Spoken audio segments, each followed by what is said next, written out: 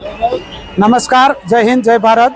મારું નામ રોશનભાઈ સજ્જનભાઈ સિંધી છે અને હું આમ આદમી પાર્ટીના ઉમેદવાર પડવાણિયા તાલુકા પંચાયતના ઉમેદવાર હતો અને આજ રોજ અમે પૂર્ણ જંગી બહુમતીથી ધારોલી જિલ્લા પંચાયત અને પડવાણિયા તાલુકા પંચાયત પણ જંગી બહુમતીથી જીતી છે અને આ જીત સમગ્ર તાલુકા પંચાયત પડવાણિયા તાલુકા પંચાયતની જીત છે.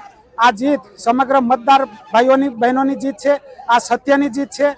આજ રોજ અમે જે તાલુકા પંચાયત જીત્યા છે એ જીત હવે લોકશાહીને જીવિત કરવા જઈ રહી છે. ધારોલી જિલ્લા પંચાયતમાં હવે ભારતીય જનતા પાર્ટી અને અન્ય લોકોના સુપડા સાફ થયા છે.